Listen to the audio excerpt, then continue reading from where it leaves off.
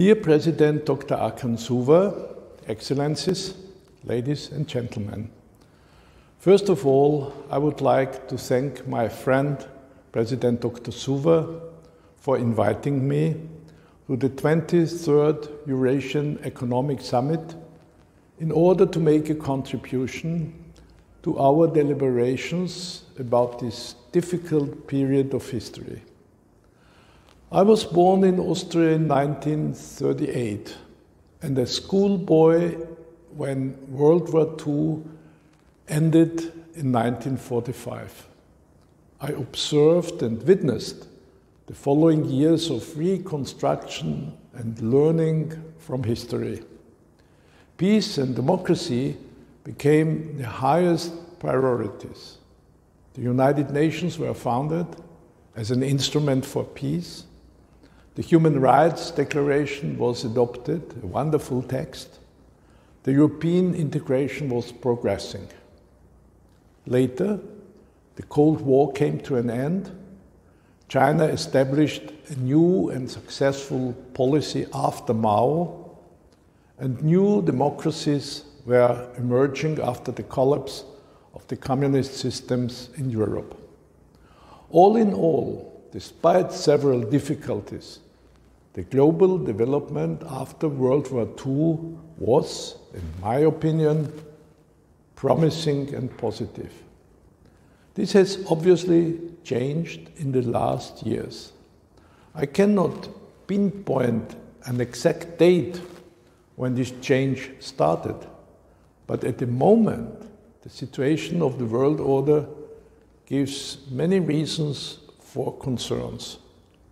The policies and the behavior of the President of the United States is, in my view, alarming. The European Union is more and more losing its traditional solidarity and common philosophy. Putin's Russia 20 years ago was more promising and in a better shape than Putin's Russia today. China's leader, Xi Jinping, is increasingly concentrating power in his hands, and the relationship between China and the Western world is cooling down.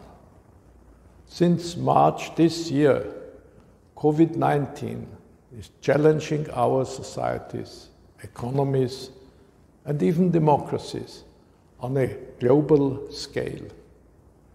Is there a rational explanation for these changes I just have described? It's not easy to try to give an answer to this question, but let me try to formulate some elements for an analysis.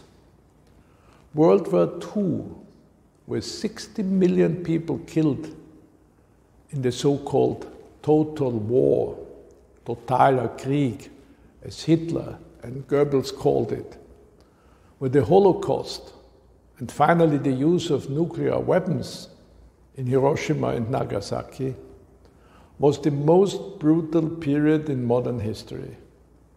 It created a deep and lasting shock and, as a consequence, a strong and deep and lasting quest for peace, for human rights, and international cooperation. This constituted an essential part of policy making in the following decades. The United Nations and the Council of Europe were founded, the European cooperation was progressing, peace and security institutions were established. The number of democratic states was rising, etc., etc. But 2 or 3 generations later, nowadays, the lessons learned by history seem to gradually fade away. Military force is re-emerging as instrument for problem solving, so-called problem solving, on national and international level. International cooperation is becoming weaker instead of stronger. and we have no common and reasonable answer to the growing number of refugees and migrants. We are on the way to a world order with reduced stability and egoistic competition. Opinions on the future economic development are obviously divided.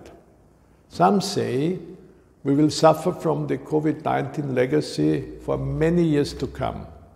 Others claim it will be overcome quite fast once we have a vaccine. My position is in between. I think we are now in an exceptional phase that will indeed change and damage some parts of our economy. But on the other hand, after a vaccine, there will be a window of opportunity to catch up again that we can use to work towards sustainability and a better climate situation. So we must not give up and fall into despair. On the contrary, common action is now more important than ever. We must join forces to combat the climate emergency and support the most vulnerable communities. COVID-19, after a period of serious difficulties, will be overcome, and there we will have an opportunity to rebuild our economies on inclusive and climate-friendly policies. I do hope that the new President of the United States will restore international treaties and partnerships. I anticipate that China is able to link its continuing economic growth and global influence to human rights and trustful relationships with its partners. Of course, I also wish that Turkey, with its great historic past, will rethink and renew its relationship with the European community on the basis of democracy, rule of law, and mutual respect. Finally, I particularly hope that the 17 Sustainable Development Goals, adopted unanimously by all 193 member states of the United Nations in autumn 2015, will find increasing attention and support in the international community as a sort of a world government program with very important elements. Each and every one of these goals is important for a prosperous, peaceful, and equal world for all. Nobody must be left behind. We need a multi-stakeholder approach in order to successfully implement the 2030 Agenda. Ladies and gentlemen, these are some of my hopes and some of my expectations for the coming years.